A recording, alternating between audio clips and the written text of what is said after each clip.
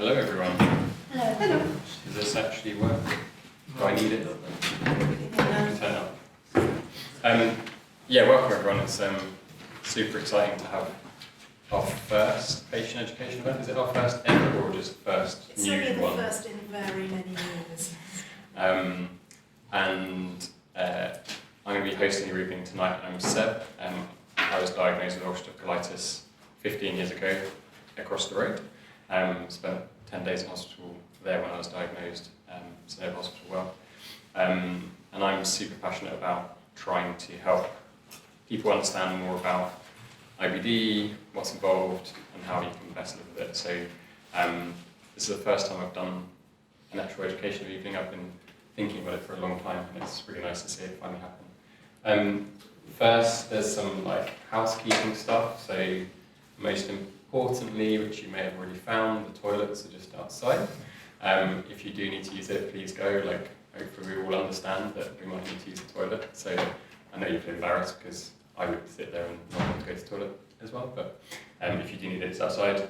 There isn't meant to be any fire drills or anything. So if the fire alarm goes off, there's fire exits out through the main entrance that you came in, and then there's another one through there down the corridor. You understand? Hopefully we don't have to do that. Format for this evening, we want to keep it quite informal, so it's going to be a chat, a conversation with myself and then a few different people.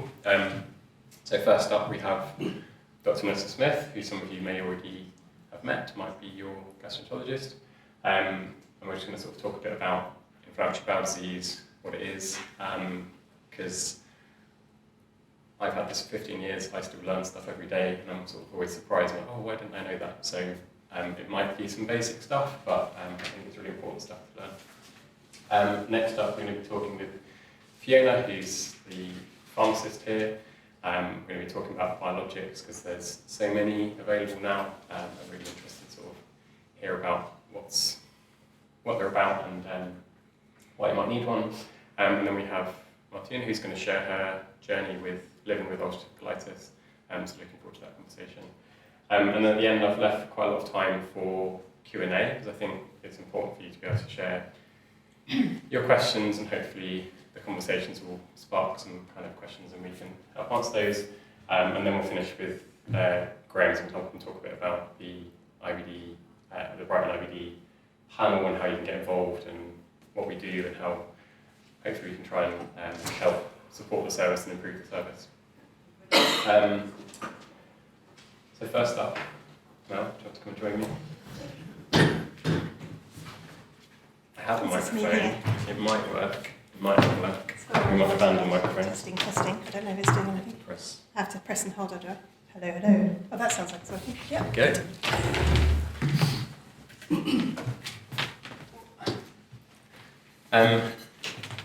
So, welcome to the stage, our first victim of the education evening. So I wanted to start super basic. But first, could you introduce who you are, in case people don't know who you are, what you do? Yes, hello, hi everyone. If you don't know me, my name's Fiona Smith. I'm one of the gastro consultants here and the lead for the clinical IBD team. I've been here for about 10 years now. So that's me. I also do a load of stuff at the medical school, but that's not relevant to this evening. Thank you. So you're part of it's quite a big team here now. It's certainly a lot bigger than when I was first diagnosed here. Yeah, so there are 12 gastro consultants here, roughly 50-50 split between those who are interested in luminal gastroenterology, which is what IBD would be part of, and the other half being more hepatology, liver interested. A variety of us are not full-time for a variety of different reasons, some with academics, some with other roles and things like that, but there's 12 of us. I've lost track of the surgeons because there's been quite a lot of turnover with them, but our key IBD surgeons are Alfredo Tonzi, who we were hoping was going to be here tonight, but looks like hasn't been able to make it, and Christy Swaminathan, and also Mr. Clark, who some of you may know from back in the day, is still here, but only doing a very small amount of stuff in the NHS at the moment. And then we have a big multidisciplinary team, of whom you're about to hear from Fiona, and she leads a big team of pharmacy and pharmacy tech deaf people. And then there is also a nursing team, Emma, who was hoping to be here but has got a terrible migraine and so can't, sends her apologies. But Emma is overseeing Jaya and Ephraim, who a lot of you will have met and come across at the biologic infusion clinics or via the helpline and so on. And we have IBD interested dietitians who are Sean and Katie, and who have I forgotten? How about I've forgotten somebody? Research nurses. Oh yes, we have represented here tonight some research nurses who are helping us out with some inflammatory bowel disease studies, and they I think have brought some flyers in case people are interested in being involved with the IBD via resource or any other studies. So do you want to give a wave?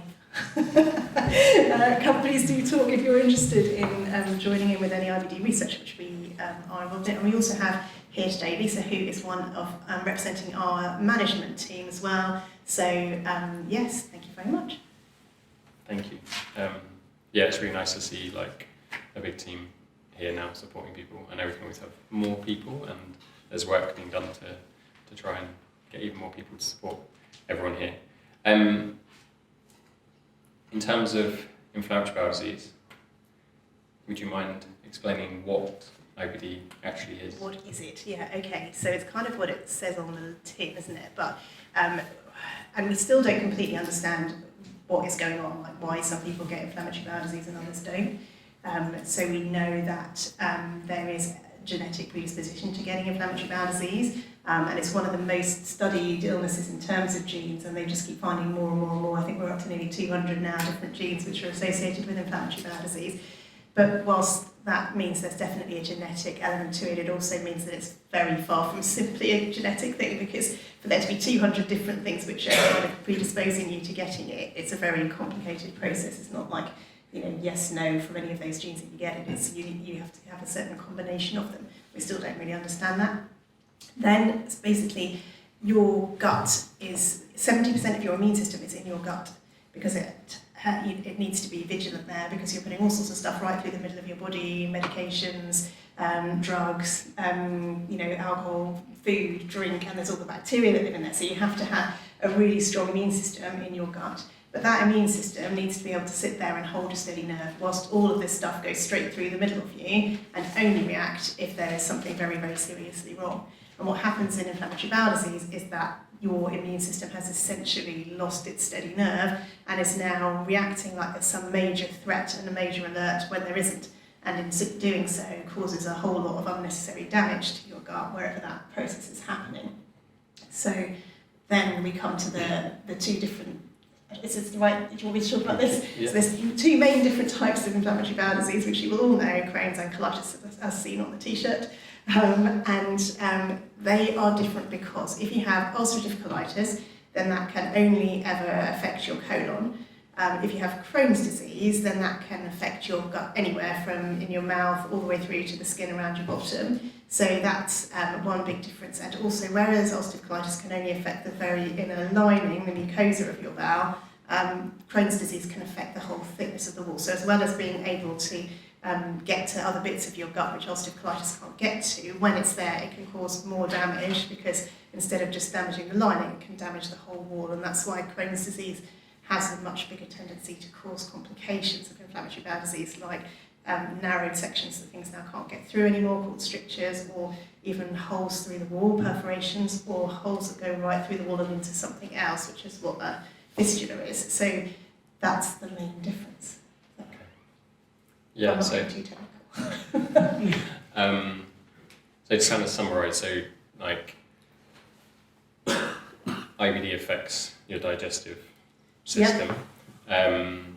It's your immune system going a bit haywire and attacking your digestive system. Acting as it should acting as it should behave if you had picked up salmonella poisoning or something like that, but without anything like that to be a good thing, whereas that would be a good thing if it was clearing out bacteria. That is not a good thing if there wasn't anything wrong there. And even if it was salmonella, your immune system in getting rid of it causes a whole load of damage to your bowel that can then take a while to heal up again.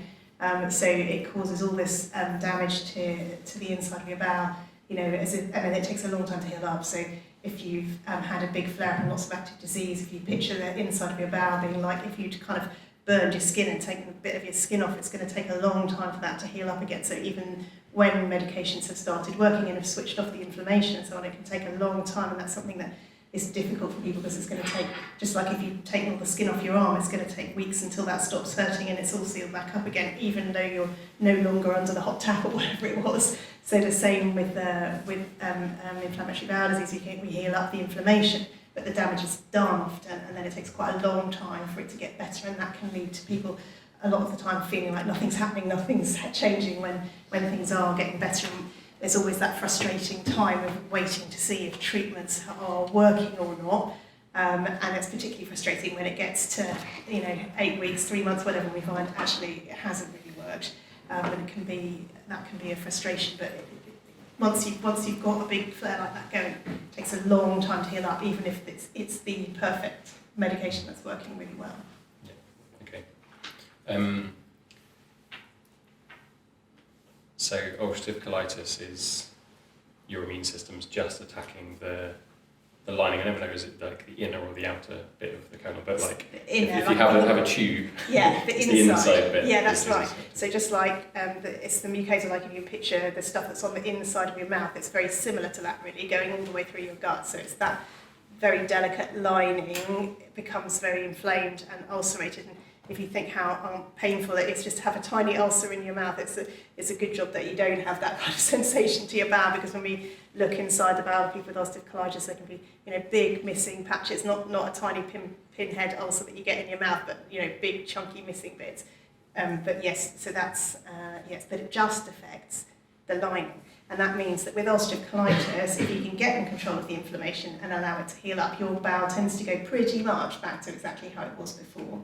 With Crohn's disease, because it affects the full thickness of the wall, then often when it heals up, you end up with that out-looking, it no longer looks exactly like it did before. It's now kind of scarred and distorted in ways that can then cause the extra problems that you get with Crohn's that you don't get with ulcerative colitis. Okay. So they're the two main types of IBD. There's also IBD-U.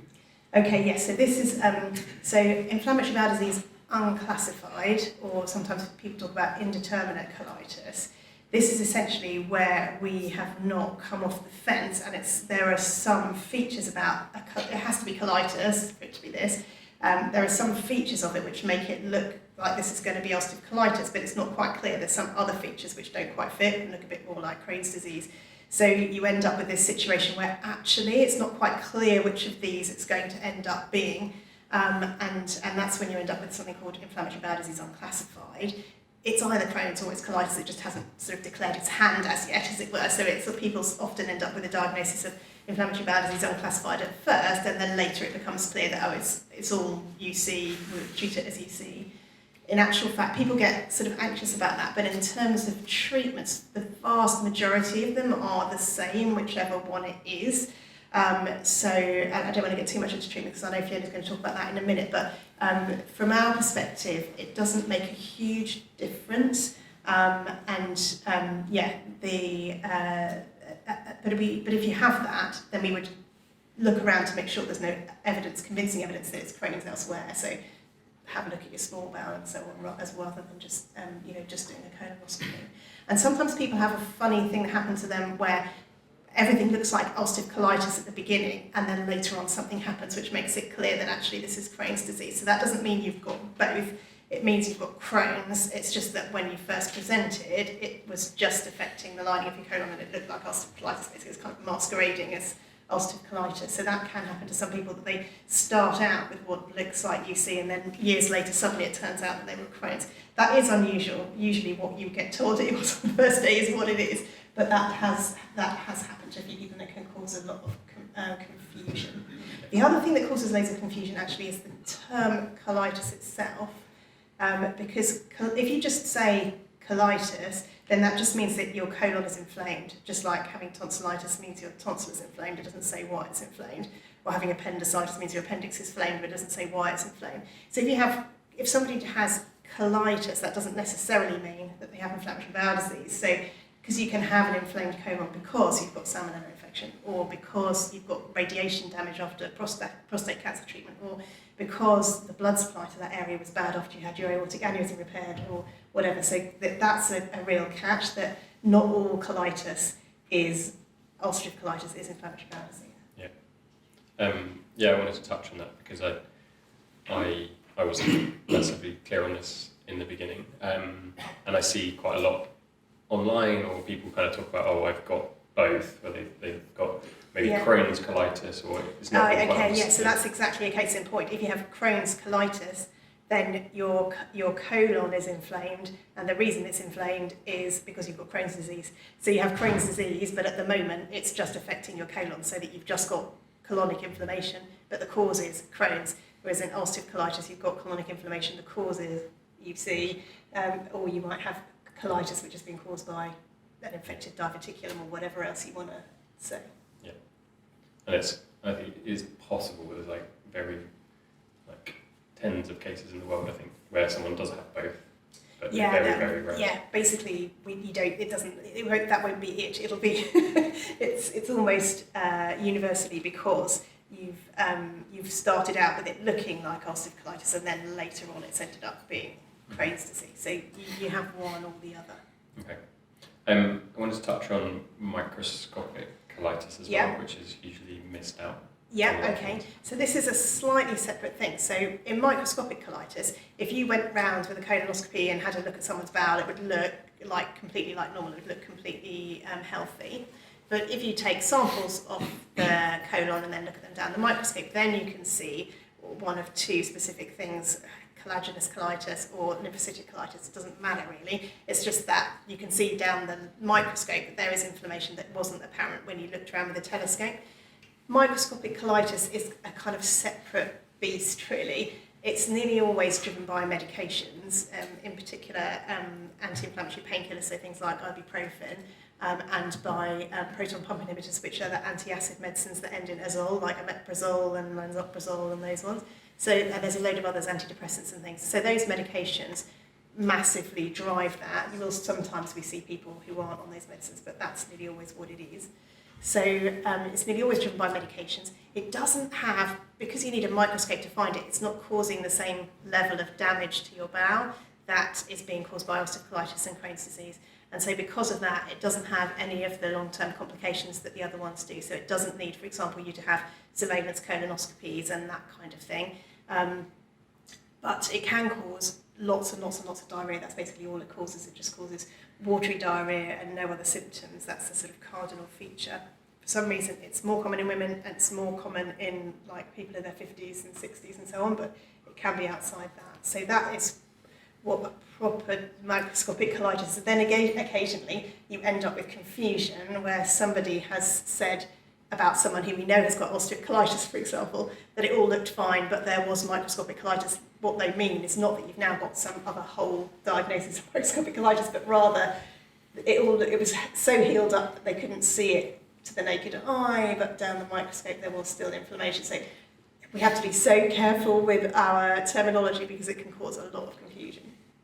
Okay. Excuse me, your microphone's died again. Oh, has it died again? Can you... Maybe hold it. Hello. Oh, there we are. I just have to hold it very, very close. See if I can turn it up a bit. Okay, so it is confusing, and people are probably now going, I'm even more confused than we started, but I think it's important for people to sort of understand the differences. How does it affect the symptoms you experience? So, and where I want to go with this is, if you've got colitis, so I've got pancolitis, so pancolitis it affects the whole colon, and there's sigmoiditis, and there's different terms that determine how much of your colon is affected. Okay, so we haven't had enough terms yet, and there are a whole load of others which describe the extent we'll of save colitis. those for another day. Yeah. With colitis, because it affects your colon, and the function of the colon is to absorb water and form poo, generally speaking, if you've got colitis, whether that's Crohn's colitis or ulcerative colitis or microscopic colitis, you're going to end up with diarrhea and cramping and that stuff. The first symptom the kind of cardinal symptom of having inflammation in your colon is diarrhea, and if it gets beyond its first little stages, then also to have blood in it, because as soon as you've got ulcers, then as stuff is coming through, it's going to cause bleeding as well. So the kind of cardinal symptoms of colitis, of inflammation in your colon, is bloody diarrhea. Some people will start with just the blood first and then it ends up bloody diarrhea. Other people start with the diarrhea and then it ends up bloody diarrhea. We want to try and head it off before it gets that bad, but that's the kind of hallmark of people having an inflamed colon. Now, if you've got Crohn's disease that's affecting your colon, then you're going to have the same symptom because you've got inflammation in your colon, you've got colitis, so you're still going to have the same symptom, bloody diarrhea. But if you've got, because your Crohn's disease can be anywhere, then depending on where it is, it's going to completely change your symptoms. So obviously, if you've got Crohn's disease in your mouth, that is not going to cause diarrhea, that's going to cause terrible, painful mouth ulcers and difficulty eating. If you get Crohn's disease in your esophagus, it might cause pain when you're swallowing, or if it starts to cause scarring and narrowing, then difficulty and things getting stuck when you're swallowing. If you've got Crohn's in your stomach and duodenum, just like anything else that's causing gastritis, inflammation in your stomach, it tends to cause indigestion, the upper abdominal pain when you eat. If you get Crohn's in your small bowel, which is the most common place to get Crohn's, because your small bowel starts small, often the symptom you get is pain, because you get a narrowed section that things now aren't going through properly, and that can cause pain, that can cause your tummy to get distended after you've eaten. And if it's affecting enough of your small bowel to cause issues with absorption, and that if it's, again, the most common place is the last part of your small bowel, it doesn't have to affect much of that bit before it can start to cause diarrhea as well. So small bowel Crohn's disease tends to be the one that causes pain, and the reason it's causing pain is not so much the inflammation, because the lining of your bowel doesn't have any sensation like that on it. That's why you can't feel the stuff going through every day as you're eating and drinking. So what it can feel is if it gets under pressure, and that's when people get pain, because a bit is narrow and then the bit behind it is now getting under pressure and it's working really hard to try and get stuff through. So you get these waves of cramps, which a bit like if you've got gallstone or kidney stone, or if you're giving birth, the same thing of trying to get something that isn't going through that hole. So it's that same horrible pain. Yeah, I think I just wanted to touch on that because I think it's important to understand, like, if, which out of interest, people don't mind putting their hands up, just how many of you, do any of you don't know what IBD, like where your IBD is, if you have it? Like, do you just have IBD but you're not sure where it is and what part it affects? So we've got 2 or 3, 4, yeah. So again, like, this is my opinion, but it feels it's important to understand where it is, like if you don't know, maybe find out to sort of know where it is. I think that then impacts what symptoms you might experience and what you need to look out for. And it's not explained is why you probably don't know. Yeah, whereabouts it is, where in your bowel it is, and what it is doing there. So is it just inflammation on the lining, or is it now causing a narrow section, or is it causing other complications? And depending on where it is and what it's doing, that's going to completely change your symptoms. So for Crohn's disease, there's a whole variety of different ways that people can present, and that can sometimes lead to the difficulty in diagnosing it in the first place. Whereas with ulcerative colitis, it kind of presents pretty much the same for everybody. And there's generally a very much closer correlation for ulcerative colitis between symptoms and inflammation. So if you get your classic constellation of symptoms, that nearly always means that you've got your colitis back again. Whereas with Crohn's disease, because it can be so complicated why people are getting diarrhea, and there's so many other reasons why you might get tummy pain, for example, symptoms and inflammation do not always, in fact, as many times not as do actually match up, and then that can lead to frustration as well, I think, because to you might feel like, I am having a flare-up of my Crohn's disease, but what I understand about a flare-up of my Crohn's disease is these attacks of pain. But from our point of view, that's a flare-up of Crohn's disease is when you've got lots of active inflammation, and the two things do not necessarily match up very well, so that can lead to some issues as well. Yeah, so many things to get your head around. I wanted to ask you about the terms used around mild or severe and things like that, because it's something that I've been thinking about a lot recently and talking to a few people. So I was diagnosed with severe pancreatitis, so in my head I've got severe IBD. And I was talking to a lady a few months ago who'd been diagnosed with mild proctitis, so that's mild inflammation of the last part of your colon and your rectum. And she was of the opinion that, and she was always kind of told, oh, you're lucky, yours is mild, it's not as bad as Graves' disease or whatever. So that made her think my symptoms, I shouldn't complain, I shouldn't ask for better treatment, or I should just kind of put up with stuff. Yeah. And what I found quite interesting was when we were talking about our symptoms and what we'd experienced. So although I've had severe disease, it was well managed with treatments when I got them. So my severe symptoms were pretty bad, and I nearly lost my colon. Like it was bad, but it was quite short periods of time where it was like it was acute flare up, get a steroids, get it under control or whatever, and then I'm better again. Whilst this lady had kind of lived for 30 years with constant grumbling symptoms and never, and it just yes, it seems like competitiveness of we don't have to have a competition. So so there's a few things there. So that reminds me about another terms that get really badly mixed up because they mean something different to us as medics versus to the general population, which is acute and chronic. So to most people, both of those things just mean bad. Whereas to us, if something's acute, it means it's only just happened. Like it's a very it's a short time frame, active inflammation kind of thing. Whereas chronic is something that's been going on for a long time. So I think to most people the word chronic means it's really bad, whereas to us it just means it's been going on for a long time. It doesn't say anything about how bad it is. The same with the acute, it just means it's been going on for a short time. It doesn't say anything about how bad it is, but that's not how those words are used in sort of common parlance, if you like. So that's one thing. And then there's this mild, moderate, severe. So why might we say that? So the histopathologists will always say that. So when they look at the samples down the microscope, they have all kinds of like really specific measures, like how many white blood cells can I see in this high-powered field that makes it mild, moderate, severe. So they have like a very objective, measurable way of saying it.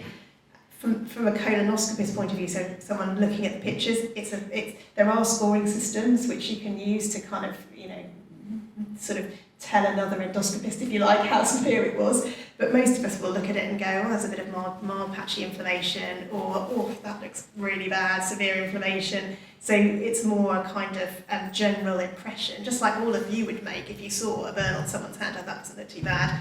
Oh, that looks terrible. So it's the same kind of ballpark thing. But then what that we're describing is just what we saw on that day, and it is what it looks like to us, not what it feels like to you. So the fact that we said it was mild patchy inflammation means on a scale of all the inflammation I've seen this week, it wasn't that bad. That doesn't mean that you've not got loads of symptoms and loads of problems from that.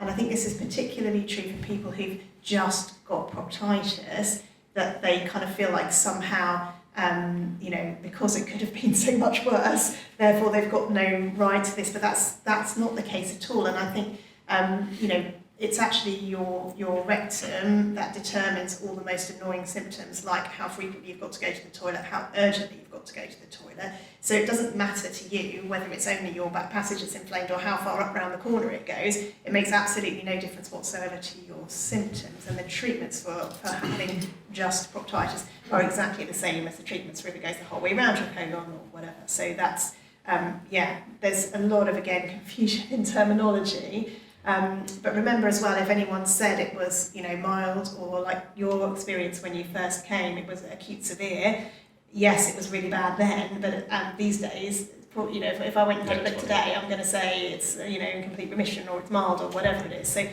just because it was once severe doesn't mean that's how it always will be, and just because it was once mild, limited proctitis doesn't mean, that it's always going to be like that as well. Okay, hopefully that made a bit of sense.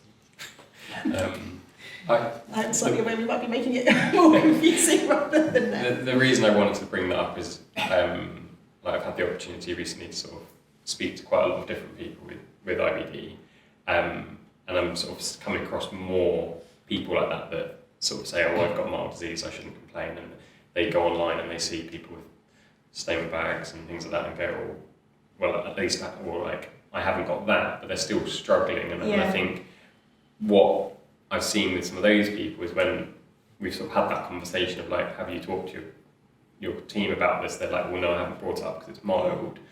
I think just how important it is bringing... Yeah, I think that's right. And we hear, we found recently when we did a bit of an audit about steroid use that lots of people, we were calling people up and they were saying, oh yeah, I'm absolutely fine. And we were asking them all the questions, how often do you go to the toilet? Is there any blood? And they're going, no. And what they haven't told us is that since we spoke to them 6 months ago, they've had 3 courses of steroids, and it's only because of that they're okay at the moment. And, and I think as well, there are a group of people who have, especially those who've had it for a long time, because, even 10 years ago, but certainly 20 years ago, there actually weren't that many options. And I think there's a kind of cohort of people who've had it for a long time who feel like, this is it, I just have to live with this. What we would want for everyone, we sadly can't achieve that for everyone, what we would want for everyone is that this has no impact on your life on a day-to-day basis, but every time we come up with a new treatment, then there's another group of people that we can kind of move into that group, but there are of course people who've had significant damage to their bowels over the years, and people who, for reasons that we don't understand, just don't seem to respond to medications that we can't get into that fold, if you like. But it's our ambition for everybody that we can try at least our best to find a treatment that means that on a day-to-day basis you don't know you've got this, you're able to get up and get on. But that is an ambition that we can't meet for everyone, but with every new sort of innovation and so on, there's more people we can kind of bring into that fold, as it were. Yeah, and I think that's super important to get. It's sort of a compliment, like, I feel everyone should feel I can achieve complete normality again, or that's certainly the goal, and we're going to try and get there. It's taken me 15 years to get there, but like, I feel the best I've ever done now, and I'm super grateful for that. And it's been a up and down journey, but I've got there. And when I was diagnosed, I never even knew that it was like, well, I might be going to the toilet 10 times a day for the rest of my life. Like, that was just, I accepted that. And I think I've seen that we maybe don't talk about that enough in terms of people start to identify this is normal, like, I'm going 10 times. So when someone says I'm fine, it's like, I'm fine because I'm going 10 times a day because that's normal to me now. That is the new normal. Bad is 30 times a day. I think that's right, and I think when we find people when they start, who've told us, it's not that bad, everything's fine, I'm okay, and then we look at their MRI scan and we're like, okay, this is not okay, and we've started them on a biologic almost against their will, and then they come back and go, oh my God, I had forgotten what it was like to wake up running at 5:30 in the morning. And they've been telling us, we're fine, no, I don't have any symptoms, because in their head this is normal. Becomes normal. Yeah. And I can relate to that. You just start to put up with stuff. You're like, yeah, it's normal to be knackered all the time, or it's normal to have this, but it's not until now I've experienced better. I'm like, now when I have a sort of a slightly off day, I'm like, oh God, that's hard. Yeah. But then it's nowhere near as hard as what it was at some points in the past. And I see a lot of what it's like to be well, basically, be thriving kind of thing. And I've seen a lot of people that once they've been able to sort of have those conversations with their team, to then they do get put on try a different treatment or something, they're like, wow, I wish I'd done that years ago or whatever. So, okay. Just to sort of finish off the conversation with you, because we could talk about lots of stuff forever, I think. How are they kind of treated? We're going to talk about biologics with Fiona in a minute, but just if you could very quickly summarise what the different treatment options are. So they have almost exactly the same sort of list of treatments, ulcerative colitis and Crohn's disease, but ulcerative colitis has a big advantage in that there are these medications called mesalazines or 5-minute salicylates, you might have heard them called, and these are things like Octaza, Azocol, Pentasa, Salifalc, that group. They are really successful at treating ulcerative colitis and really not successful at treating Crohn's disease. If you have Crohn's disease for a very long time, it's possible that you've been on Pentasa or something for a long time, because a long time ago we were trying to do that, but the more the evidence is coming out, the more it's just not really doing anything in Crohn's disease. So ulcerative colitis, you have access to this treatment and they can be really, really effective, and the big advantage of them is that of all of our treatments, they're the only one that's working without interfering with your immune system. So if you have ulcerative colitis and you can keep well on the salazines, whether that's by tablets or rectal preparations or both, then you are onto a winner, because the side effect profile of those medications is way out more favourable than anything else. In Crohn's disease, the only kind of equivalent totally benign treatment, if you like, that we have is for people to be on what's called exclusive enteral nutrition. And if any of you have had Crohn's since you were a kid, then you will know what that is, because they stop you from eating and drinking and they give you these really nice milkshake drinks instead. And that is really, really effective, like as effective as the course of steroids, but without any of the downsides. But it is really, really hard.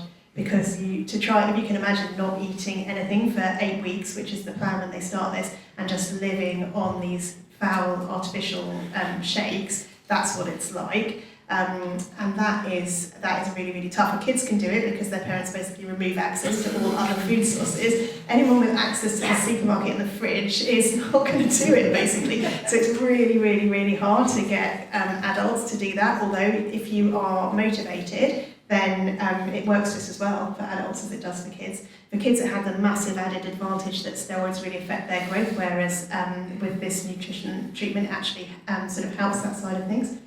You may get asked as an adult to do that in a run-up to an operation, so there is some emerging evidence that it is really, really good in terms of optimising your nutrition and therefore your healing and everything in the run-up to an operation, and also trying to get rid of the inflammation as much as possible without the downsides of steroids and so on. So Mr. Tonzi is very keen on that. So if you're somebody who's got an operation coming up, you might be asked to do a kind of half-mast version of that in the run-up to an operation, but mostly for adults, it's just not an option because most people just cannot do it.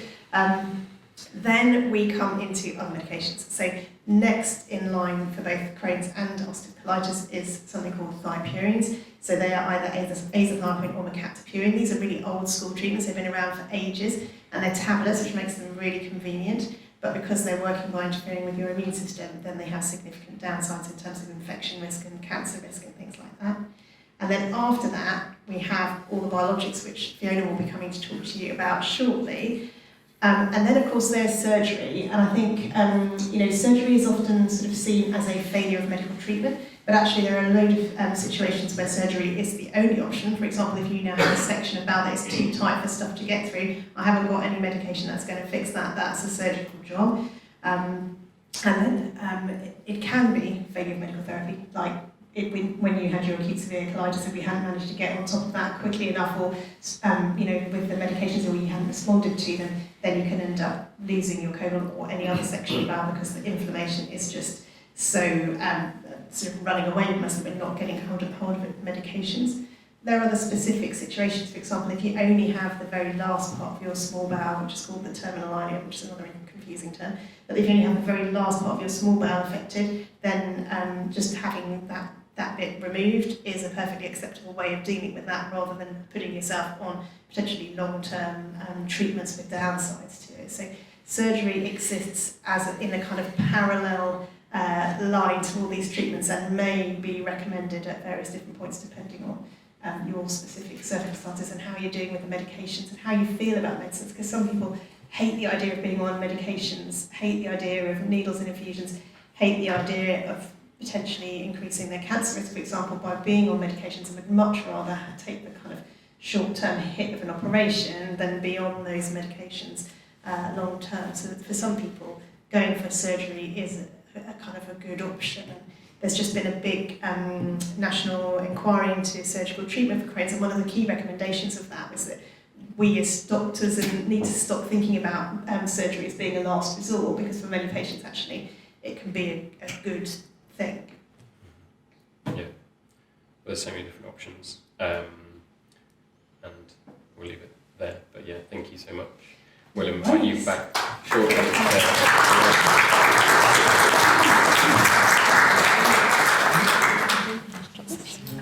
I've left it on.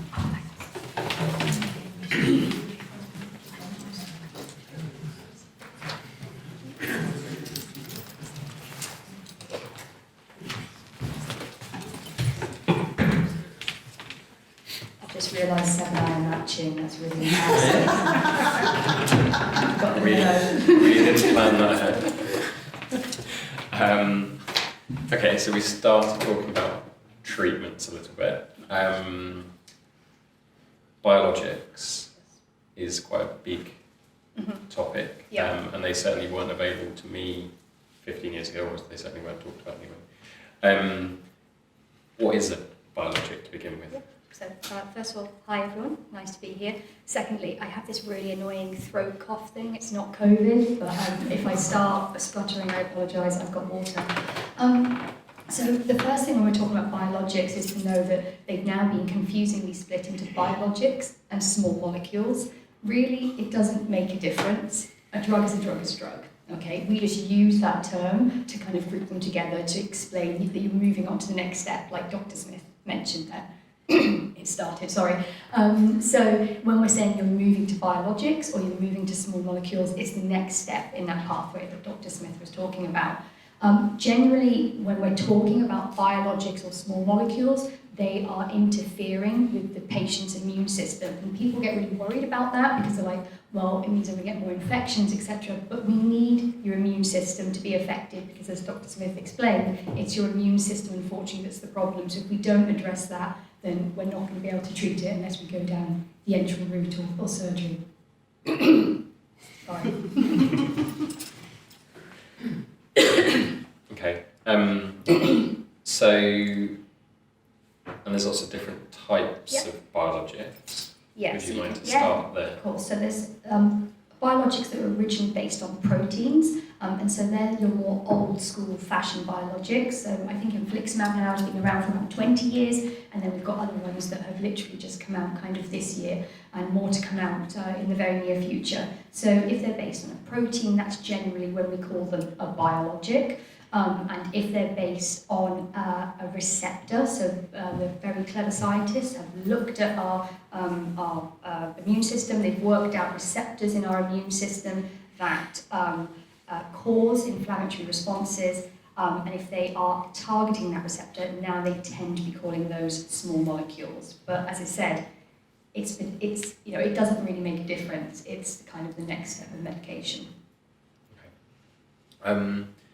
And each of these kind of affect different parts of the immune system in different ways. Yes. So something like a steroid or a thiopurine, azathioprine, they kind of affect the whole immune system, don't they? They kind of, it's not so, your gut, it just anything. If you actually look, no one really knows how steroids work, and there's no money to work out why steroids work, so no one's really bothering, so they just work. If you actually look at the data, and that's kind of across the board. Thiopurines work on a particular RNA part of your inflammatory response, which is affecting your DNA. And then if you go into things like anti-TNFs, now they do work on a specific receptor, but anti-TNFs, this is getting really complicated, do affect most of your immune system. So just because it's an older drug, like Dr. Smith said, thiopurines, they're affecting your whole immune system. A newer drug, like infliximab, that's an anti-TNF, that can be affecting your whole immune system too. It's just a different target. There are different biologics, and they're trying to get more and more specific to your gut. There's one called vedolizumab. They're all ridiculous names, and they're not getting any better. I'm convinced they do them, so we use their brand names. Although the brand names are getting silly soon. Too, but vedolizumab, for example, does just work on the gut lining. So they are trying to make them more specific, but just because it's newer doesn't mean to say that it is more specific. It can just work still across your whole immune system. And for the next time, if people are interested, I can bring you the slide of complication that shows you all the mechanisms of action. It really is quite complicated. Very happy to share that with you. They often get called like more powerful medications, which kind of I've seen certainly myself and other people, it can sort of lead to a bit of fear of kind of, oh, they're more powerful, like they're going to be more dangerous and things like that. Is that true? From my understanding is now they're kind of, like you just said, they're more selective, so actually they're more effective, they're not necessarily more dangerous. Yeah, so The drugs that they're trying to promote now, they will have their side effects. All drugs have side effects. There is no drug in the world that doesn't have side effects. So whenever you come and speak to me, I will be telling you the side effects along with the benefits. When there's an up, there's a down.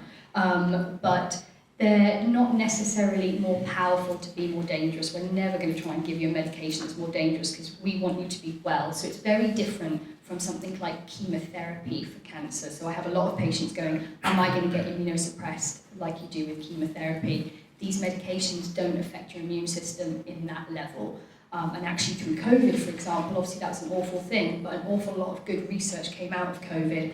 And one of the main key messages was for IBD patients, one, stay on your medications, because it's much more dangerous for you to be off medications and to be flaring, because if you get COVID, you're going to have more problems overcoming it.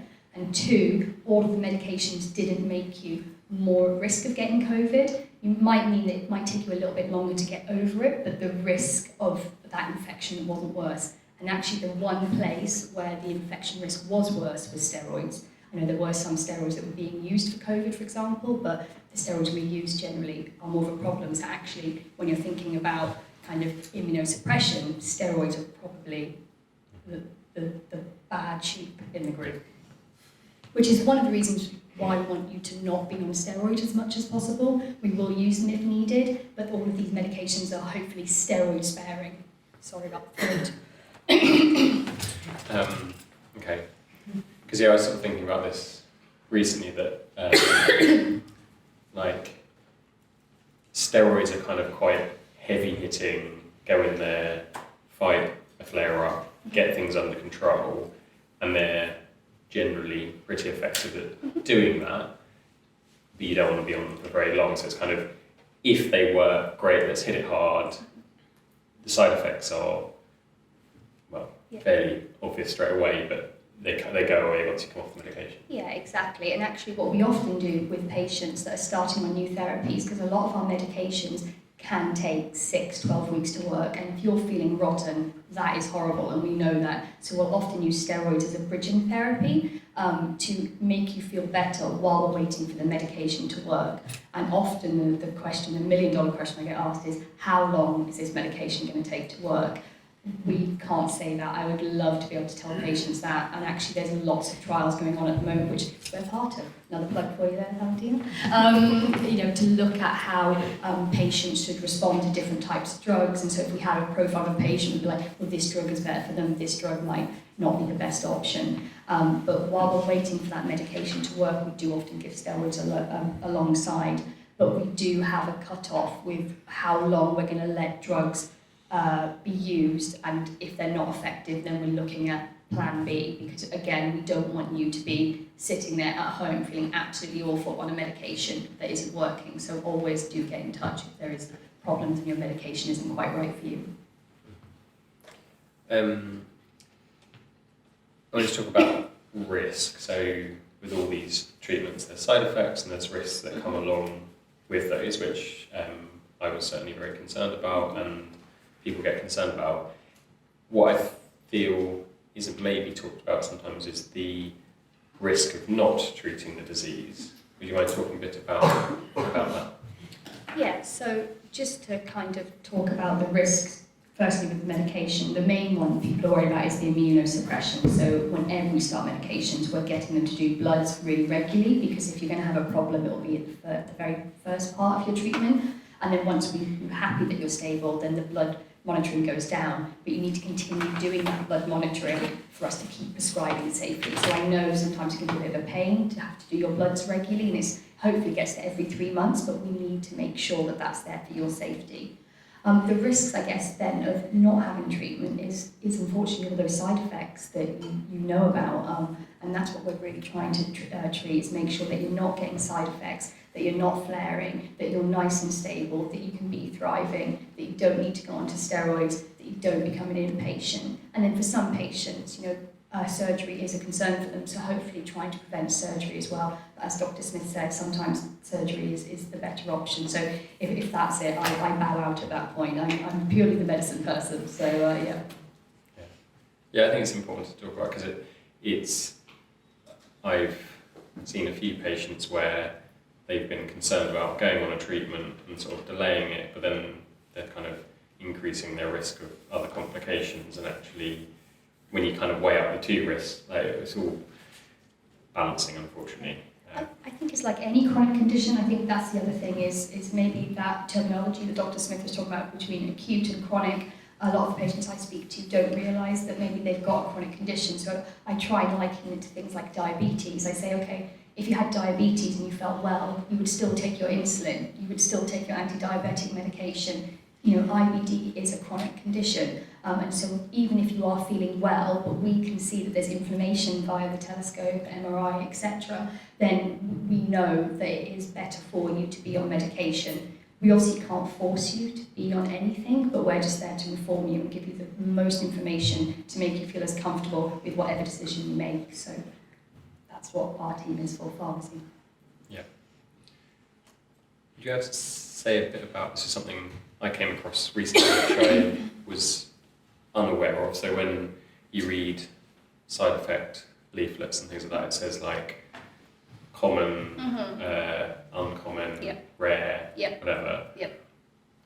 In my head, common is like, I don't know, 1 in 2 people or 1 in 3 people or something, but it's not. So in the drug world, common is it 1 in 100? Common can be anything as long as it's less than 1 in 100. And then it goes to uncommon, which is, I see now, I feel like because I'm being videoed, I shouldn't say this, but I think it's like 1 in 100 to 1 in 250, and then it gets progressively less, and I think it gets down to literally 1 in 10,000 eventually. So yeah, common side effects, it can be up to 1 in 100 people. So again, terminology common, I think for the layperson, definitely for me, if I wasn't talking about drugs, would not be 1 in 100. You know, if someone said I could lose all my money on a 1 in 100 chance, I probably wouldn't be taking that. But if someone told me I had a common chance of winning the lottery, I'd probably go for it. So it's really good to try and wheedle out what that is. And also, what the manufacturer's information says, completely valid. That's all come from trials. I'm not saying that's not correct. But what we can tell you is what we have in our experience of what patients commonly have.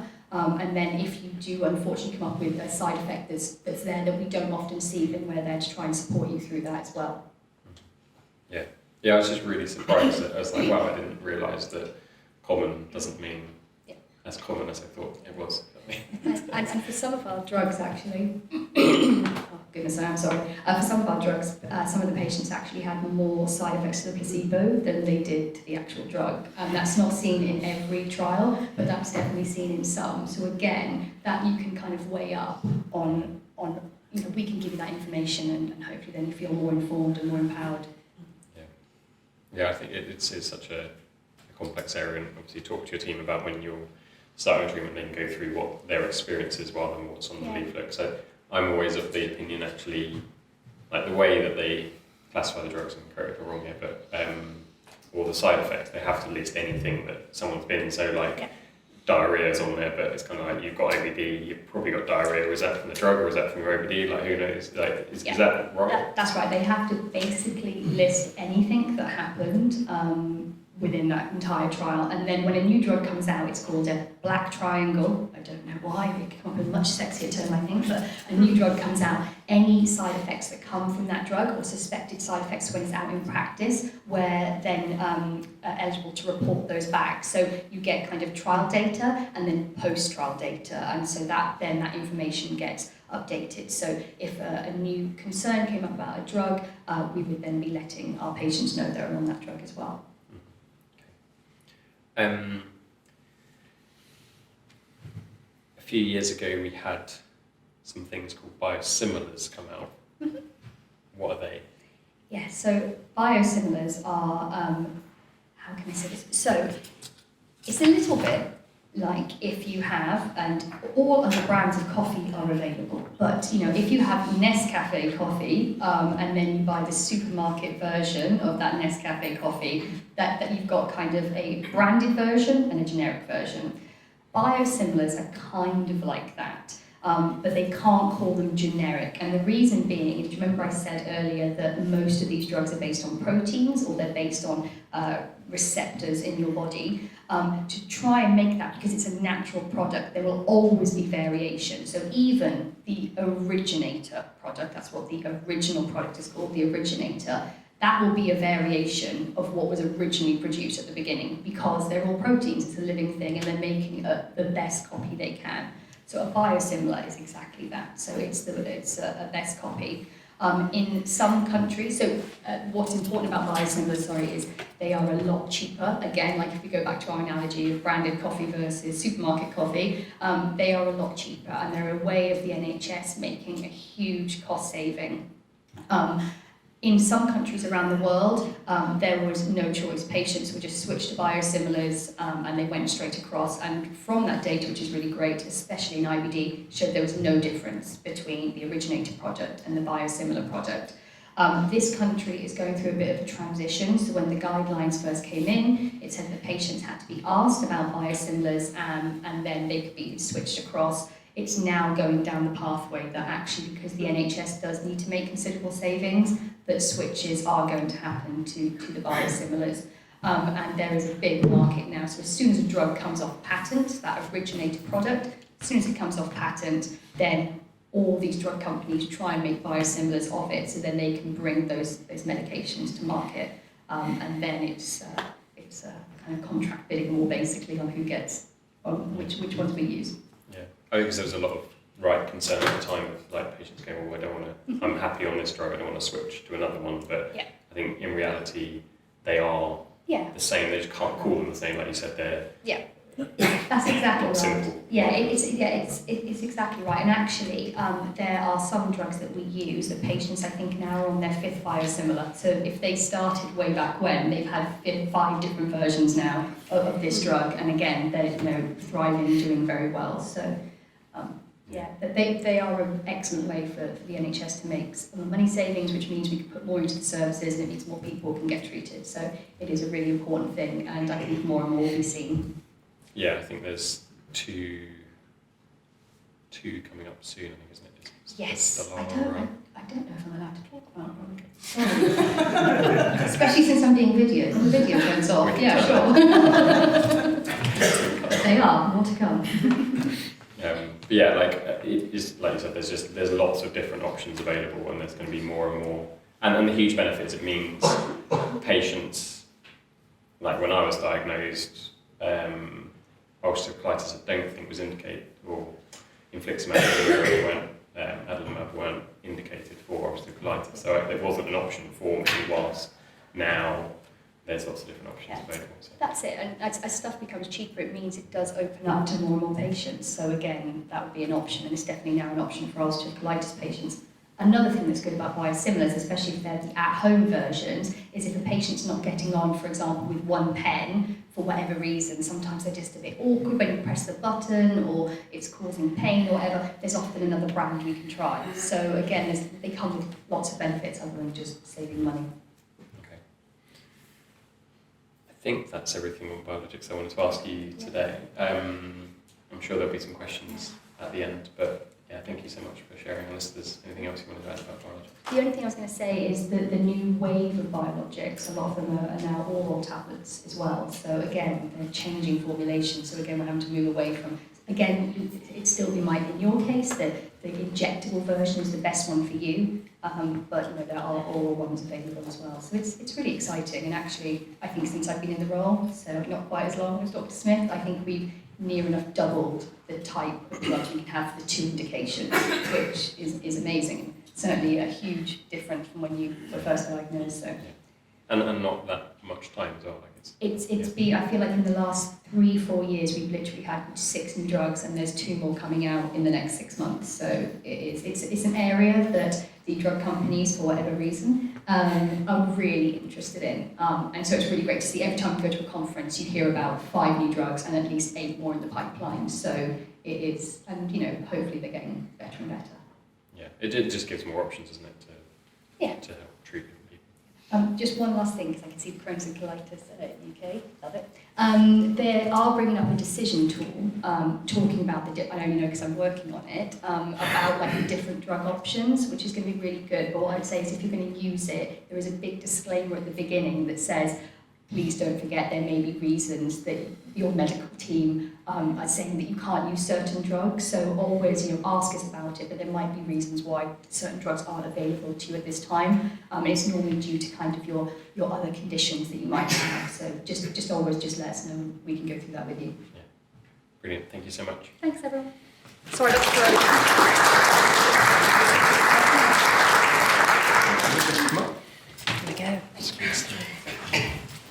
Here we go.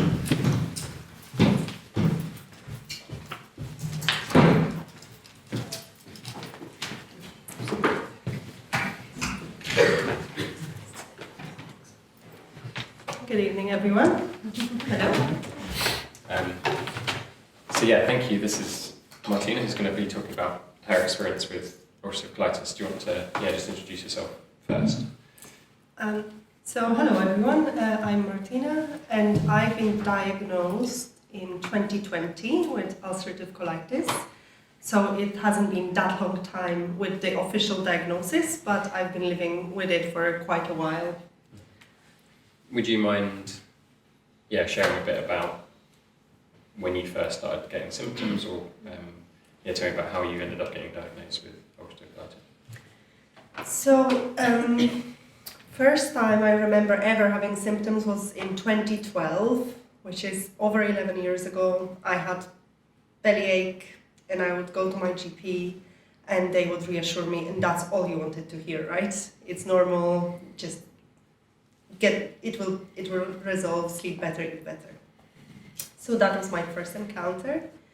And then I went, so it was raining and waxing, I had problems and just pain, discomfort, sometimes I would go, I would have diarrhea, and sometimes I just couldn't go for days, so it was just, but I just took it as it was. Exactly, I can really relate to what was said before, that there's so many things that you just adjust and you just live with it, and it is your new normal. And it was going on like that until 2016. I went traveling for 3 months, and that was Central America. And on my plane back, I had a terrible flare, and I was flying for 10 hours. Most of it was in the bathroom. And so I came to the GP, they'd done the blood work, they said nothing is wrong with you, so that's good news, reassuring news. I'll send you to your to consultant just in case. And the consultant didn't even just open notes, look at the fact that I was traveling, and she said, I'm not going to even examine you, this is traveler's diarrhea, and that's it. So that was 2016, I was given ciprofloxacin, and that's it. So that was, from this episode, it lasted a very long time, 6-8 weeks, but I'm from a tough breeding, so I was like, I'm going to go through this, it's fine, I'll just carry on with my life. So I did, I was working full-time, I happen to be a pharmacist as well, so I was working full-time, and I was in so much pain, but I was still there at the computer just doing my job, and it got to a stage where I started bleeding, and that was, again, I went to my GP really alarmed, and he said, you're fine, you're young, no problems. That was it. And the problem was that I moved a lot as well for a job, so I was never in the same location. And it wasn't here, by the way, I just moved here in 2020 when I got diagnosed. So it was really, really alarming, but the GP said, you're fine, you're young, there is some lansoprazole, off you go. If it doesn't get better, come back to me. And I kept on going back, and he was like, you're fine. And eventually, because I worked as a pharmacist, my supervisor husband was a gastroenterologist, and I asked her, is there any way I can go privately and see somebody? And she said, my husband doesn't do private clinics, but there's this doctor you can go. I work in a very rural area. So they sent me to this doctor, and he said, okay, fine, it sounds like you need a colonoscopy. Great. And then COVID happened. So it was another year, and I thought I was going to die of colon cancer. I didn't know. So eventually I got diagnosed, and yeah, it was still, the initial diagnosis was a little bit rough, the specialist care, and then I moved to Brighton, and thank goodness I found a team here, which has been wonderful ever since I moved here. Sounds like quite a tough journey and like a long time to be dealing with those symptoms without treatment. How did it affect you kind of day to day, and like psychologically it's been really, really difficult to be just dealing with that, and I think a lot of us can relate. You kind of just get on with things, don't you? But it's how did it affect you? So there's two components, definitely. One is the mental component and then physical. Mentally, I was all the time anxious, and in my head it was like, this is not right, but the doctor said it's fine. This is not right, but it must be fine. And then when I would bleed a lot, I would be like, oh my God, what is happening with me? This is terrible. And I was so anxious, but because I was so anxious and I was terrified to find out bad news, I wouldn't go to the GP, especially that he told me every time it's fine. So it was very, very paralyzing in some respects. It was very challenging. And obviously, anxiety and stress do not help any chronic condition, so it was getting worse. And then physically, at my worst point, just before I got diagnosed, I was sleeping on the toilet. They physically stopped me from coming to work. They said, don't come, you will have the investigation in a few weeks. So I was in so much pain. Like Dr. Smith said, the bowel doesn't normally hurt so much until something is really wrong. And I could, as soon as I thought about food, it was coming out. Literally, it was so bad. So yeah, I didn't eat. I lost almost 10 kilograms in 3 weeks, which is impressive.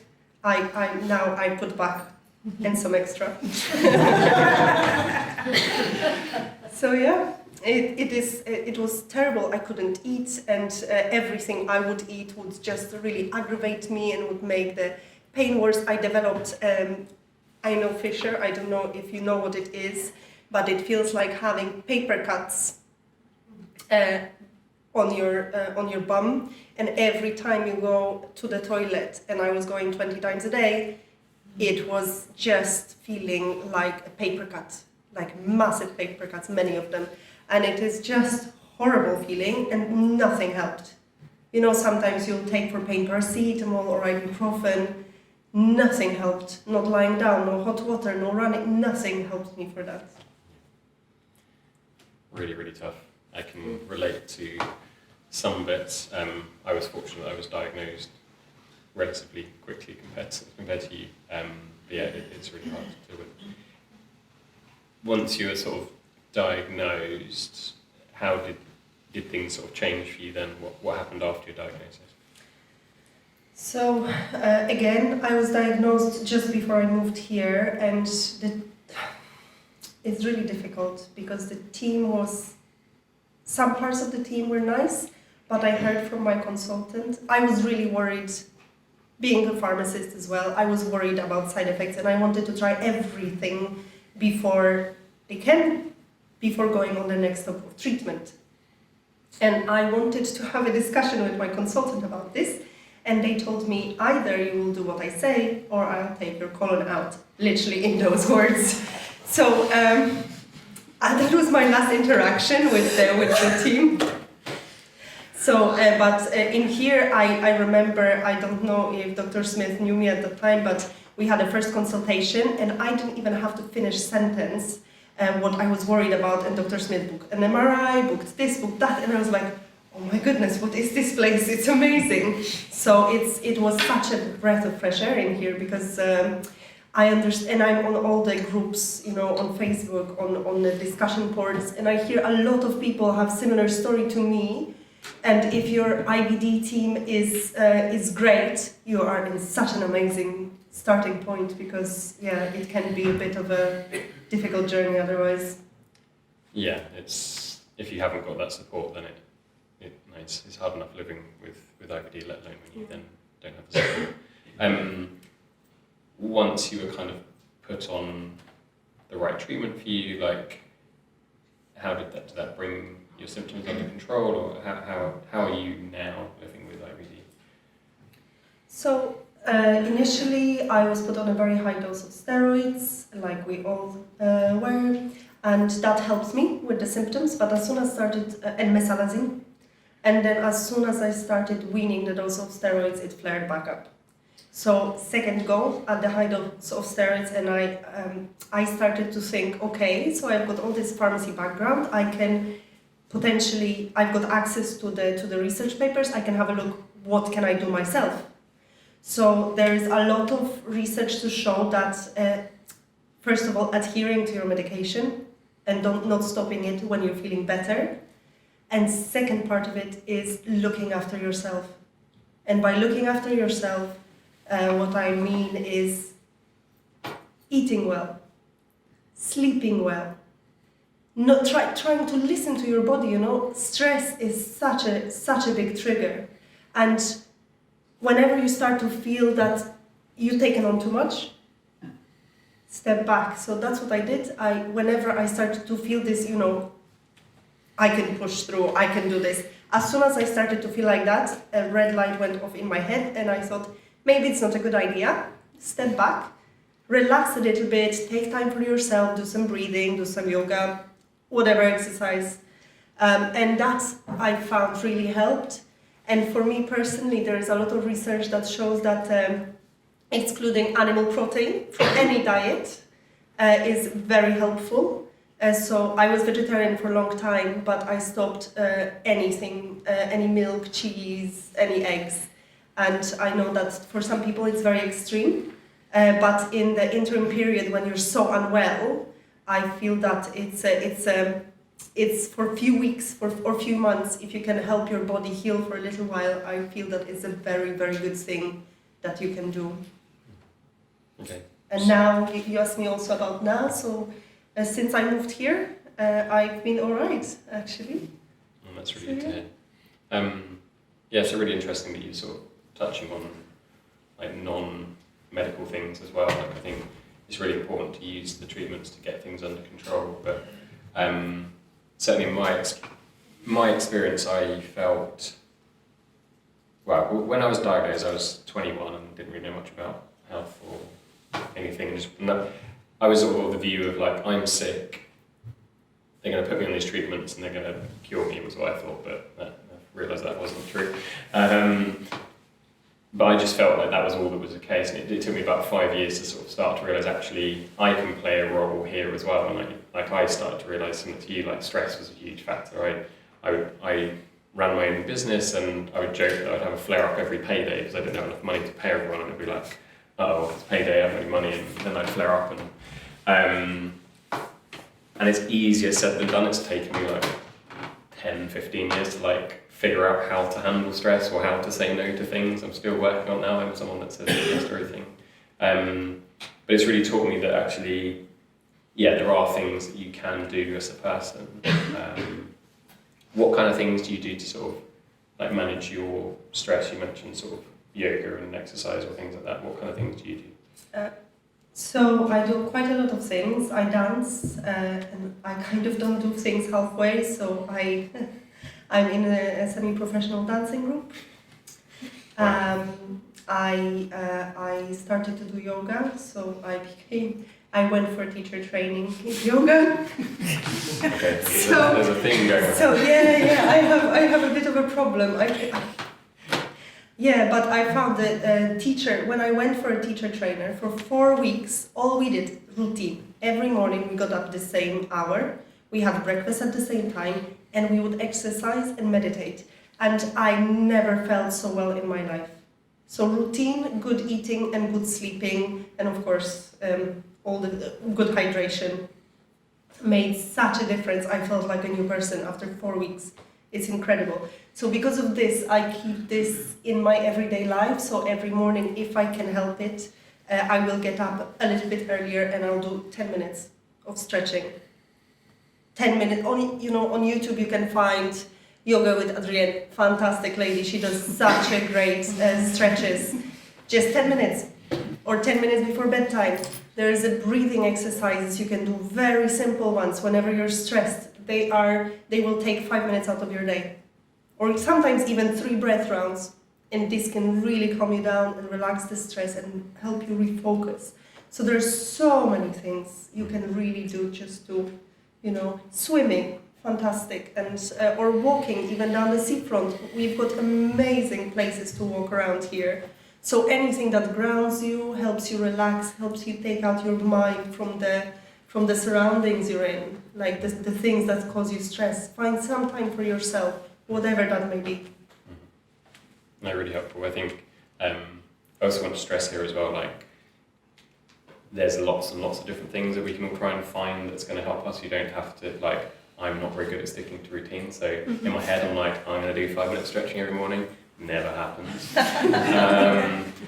I've started to try and, while I boil the kettle, I've got like 2 minutes reminds me, I'm like, it takes however long it takes to boil the kettle, I'm like, I'll do a few stretches there, because that or some kind of exercise. But it's hard, I get it, it's hard. But it's about finding that thing that works for you, whether it's music, walking, watching TV, whatever, like find stuff that helps you. Like, it's harder and harder in our world now to be not enjoying ourselves and relaxing, and it's hard to keep on top of those things. You talked a bit about your diet, which I wanted to touch on. I'm aware that diet is a hugely controversial topic and quite polarising. You also mentioned cutting out animal protein, which again is kind of a controversial topic. But what has your experience of diet been? And I'm happy to share a bit about mine as well to give some balance. So to be honest with you, when I'm in bad flair and going to the toilet 30 times a day, the fiber in the plants I have to be very careful about. So I would pick things that are really easy digestible, and I would make a smoothie and a soup. That's all I would live on. And I know that is very harsh and very strict, and as Dr. Smith was saying earlier, it's really difficult to stick to it.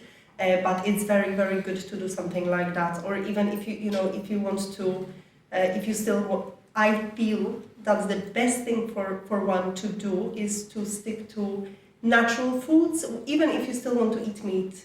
Anything that is not processed, that you can prepare in your own home, and that your body is not really, your body, If you eat something and you feel pain, just skip it for a few weeks until you're unwell.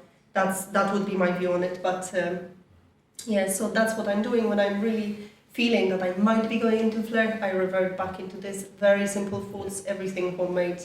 Yeah. And it's such a complex area, and an area that is very, very under-researched and we don't quite understand yet.